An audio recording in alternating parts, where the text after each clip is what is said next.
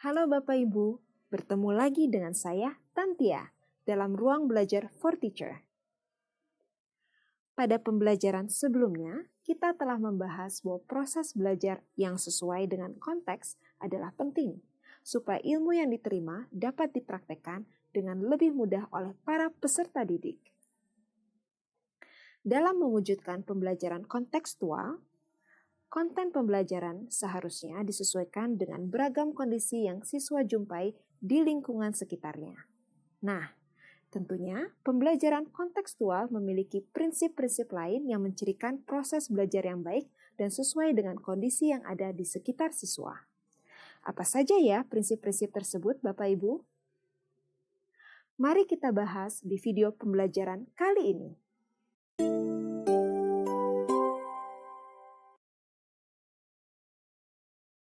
Bapak Ibu, agar penerapan pembelajaran kontekstual berjalan efektif, terdapat 7 prinsip yang dapat Bapak Ibu terapkan. Prinsip pertama adalah prinsip konstruktivisme. Makna dari konstruktivisme adalah siswa mengkonstruksi atau membangun pemahaman mereka sendiri dari pengalaman baru berdasarkan pengetahuan awal mereka. Pembelajaran berdasarkan prinsip ini menyeimbangkan peranan guru dan siswa. Guru tidak banyak berperan tetapi lebih bersifat sebagai fasilitator.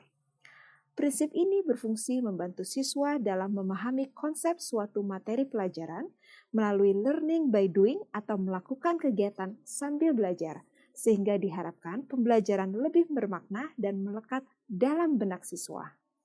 Prinsip kedua adalah prinsip inquiry. Pada prinsip ini, siswa menemukan sendiri pemahamannya dari suatu permasalahan yang ada, baik di dalam proses pembelajaran maupun di lingkungan di mana mereka berada. Melalui prinsip ini, siswa diharapkan dapat mengembangkan kemampuan pemecahan masalah, sehingga siswa tak hanya dituntut agar menguasai materi pelajaran, tetapi juga mereka diharapkan dapat menggunakan kemampuan pemecahan masalah yang dimiliki dalam kehidupan sehari-hari. Prinsip ketiga adalah prinsip bertanya. Bertanya dalam proses pembelajaran dipandang sebagai kegiatan guru untuk mendorong, membimbing, dan menilai kemampuan berpikir siswa. Bapak Ibu dapat memberikan pertanyaan yang mendorong siswa untuk berpikir tingkat tinggi, secara kritis dan analitis, sehingga siswa dapat mengungkapkan gagasannya sendiri, tidak hanya sekedar menyalin jawaban dari buku atau berpatokan pada gagasan guru.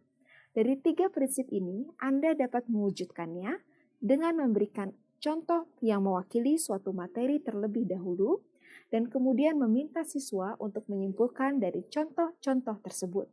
Prinsip keempat adalah komunitas belajar.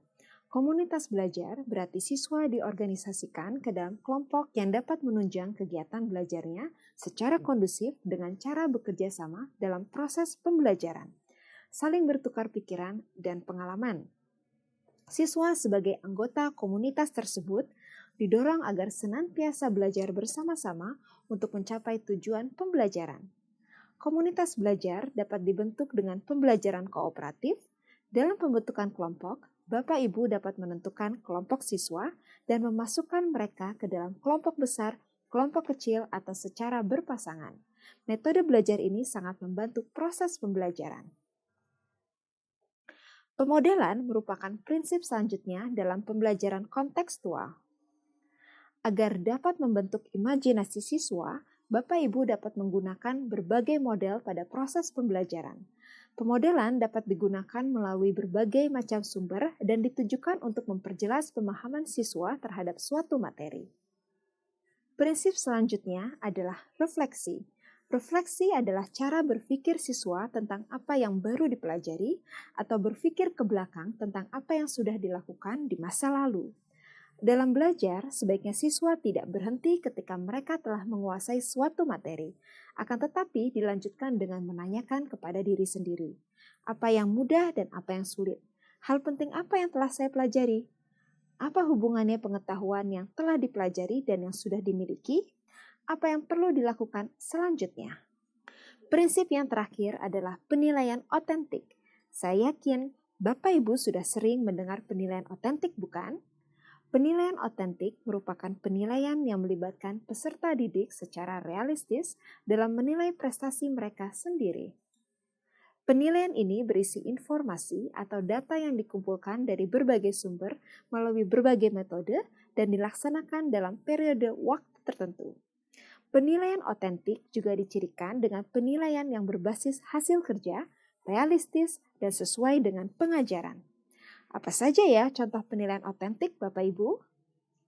Biasanya yang digunakan sebagai penilaian otentik adalah presentasi atau penampilan siswa di depan kelas, hasil tes, proyek kegiatan, laporan siswa, dan hasil pengerjaan LKS. Selesai sudah pembahasan kita mengenai prinsip pembelajaran kontekstual. Setelah mengetahui prinsip-prinsipnya, sekarang Anda dapat menerapkannya di dalam kelas. Tapi, kira-kira bagaimana ya penerapannya? Untuk mencari tahu jawabannya, yuk kita saksikan di video berikutnya. Selamat belajar!